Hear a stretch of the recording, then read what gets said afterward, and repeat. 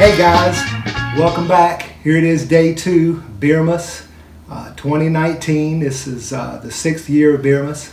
I'm here. I got a guest tonight that we're going to be taking on a little funky Buddha, the maple bacon. This is a really tasty porter, I've heard, and I got my esteemed friend, colleague, and neighbor here with me this evening, Gary Owens. Everybody knows him as G, and I'm going to go ahead and in a second we're going to tap into this beer, but before that I wanted to talk to you about some of the beers, because you actually do Beermas yourself. I have in the past, yes. And with that, maybe you can tell some of the beers that you really enjoyed, some of the ones that you thought maybe got overhyped, that type of stuff, because that's really kind of nice for people to know. I mean, because some chase beers out there, they really don't fit the bill. Right. And some of them are like, hey, this is great, and everybody should try it. So That's fair. So last year I did a Beermas. I did all North Carolina beers. So they were all beers made in North Carolina. Now some of the companies are based either in California, Colorado, and North Carolina. But for the most part, I tried to stick to North Carolina, born and bred. Nice. Now, I did have Oscar Blues, and they're out in Brevard, North Carolina, and so it was made here. And then I also had a Sierra Nevada. But I had French Broad. They had an ESB that I really liked, the 13 Rebels. French Broad's been around for years, so that's like my go-to when I'm in Nashville. They haven't quite picked up steam like some of the other Asheville breweries, but really consistent. Also, Raleigh has some pretty decent breweries too. There's a Crank Arm Brewery there, and Trophy Brewing too. I had a Trophy Wife, which is really good because I like to think of myself as a trophy husband, but who knows? nice, right? Nice. But so yeah, I think 13 Rebels ESB always stands out. Foothills. I mean, I never had a Foothills beer from Winston-Salem that I didn't like. Sexual Chocolate has been a long time standing beer, and I think I've had it so much that it's kind of not as special as it used to be. Right. It comes out once a year. Everybody was super hyped, but it's good. But it's just. Now, have you tried the bourbon barrel version? I have had the bourbon barrel, and I'm a huge fan of bourbon. Right. But bourbon barrel and beer for me just doesn't do it for some reason. I don't know. It's almost like having whiskey without the commitment. Nice. I like both beer and bourbon. Right.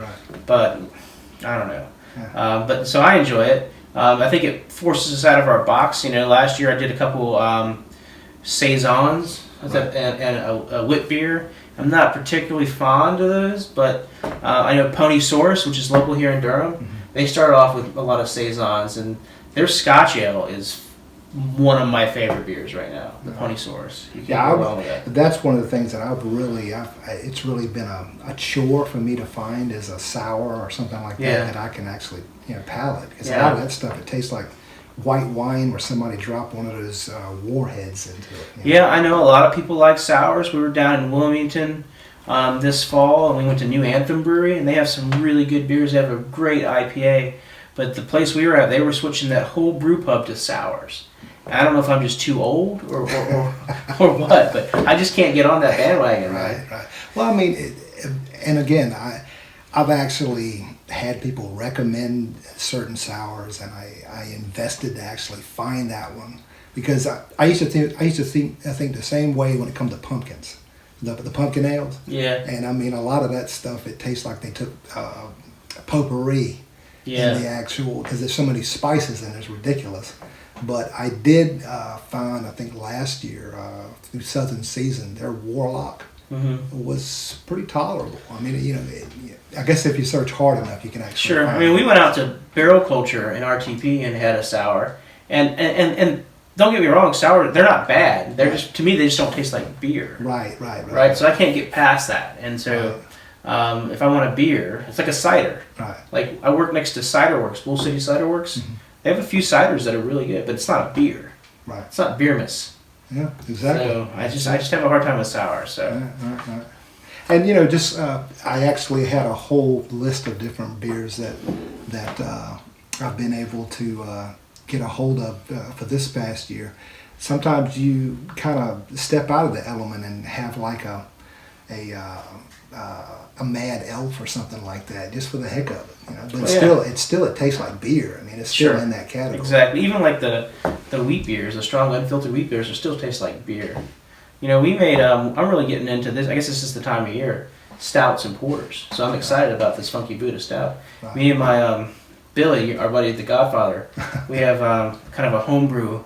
Right. The Garage Brewing Company. That's it. And we made a coffee Russian Imperial Chocolate Stout. Yeah. And so it was about 8.9%. Yeah. We brewed the Imperial Stout, and then we finished it off with about a half pound of Pete's coffee. All right. And did that in the boil, removed that, and fermented. And then we bottled it, and we added a little bit of cocoa. Yeah. And it turned out pretty good. In fact, having one of those at 9 o'clock made it hard to go to bed at midnight.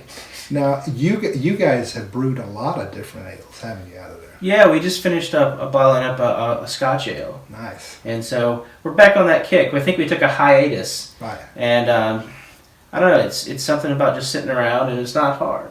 Huh? It's super easy. So we might even get into kegging here soon. So that kind of speeds up the process. And when you bottle, you've got to put in that priming sugar, and I think it messes with the consistency. Mm-hmm. So, because you're adding that, and I don't know, we'll see. But I enjoy it. Now, how many different Funky Buddhas have you had? I mean, this is a brewer that's out of I think South Florida. Yeah, I have not had too many. You haven't had? Yeah, I can look on my phone app, but right. We had one of the that was on the show last year. Yeah, it was decent. It was really good. Yeah. So that's one of the reasons why I decided to actually think about picking this up. I was super excited about it. I know I've had at least one Funky Buddha. Uh-huh. Let me see what I did. I keep track of this on my app because my brain is not as good as it used to be. I've had the Hop Gun. Okay.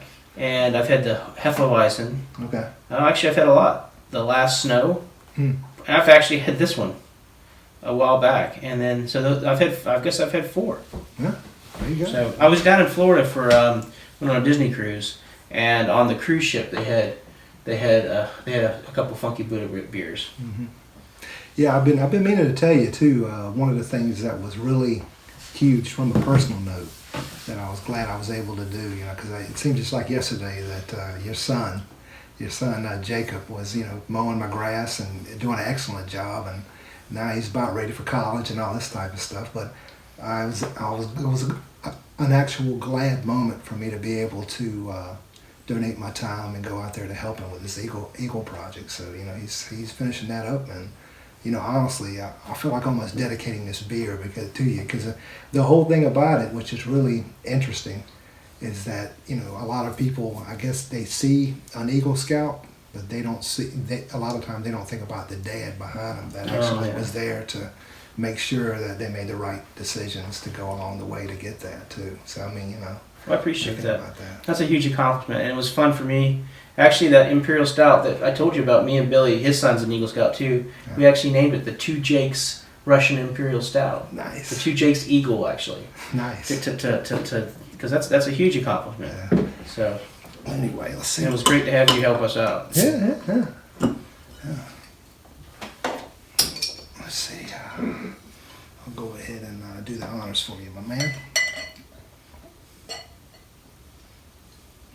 And when it comes to darks, I like to give a hard pour because a lot of times it doesn't have the same. It doesn't have a lot of head. Right. And that's fine.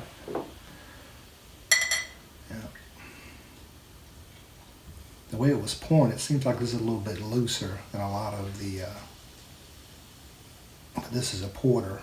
Again, I'm trying to compare it to like a stout, which a stout's a lot thicker. Mm-hmm. But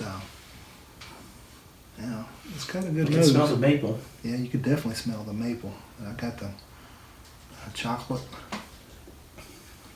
Yeah, I can. There's a hint of bacon. Not real strong. I've had maple bacon beers before where the bacon was kind of overpowering. Right. I've had, my wife reminded me a couple of years ago, for my birthday. I had a. I think I know where you're going. Yeah, that was. I think it was Voodoo. The voodoo donut. The voodoo. The robe, right? Yeah. Well, man, that was a lot. That was. Did you actually take a shot? Yeah, I took a lot of that. That's a lot. That's a sharing beer. Here's Steve. Definitely. Happy holidays. Merry Christmas. Yeah. Merry Beermas. Merry Beermas. Yeah.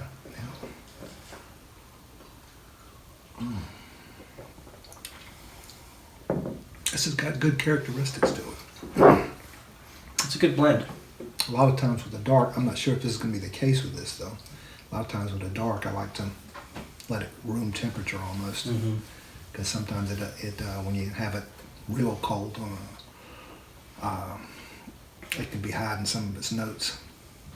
But yeah, one of the things too, while you're on the show, this is a gift, a holiday gift Oh, to you. sweet. Thank you. And that's appreciate a it. dragon milk from that's from Michigan. I got to be careful with this one. That's 11%. 11%. Be dancing.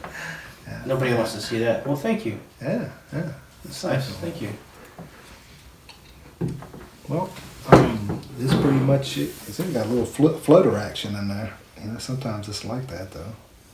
Yeah, but still. It's a good color. Yeah, it does. Yeah. Well, this wraps up day 2 of Beermas. Here with G, enjoying the rest of this ale.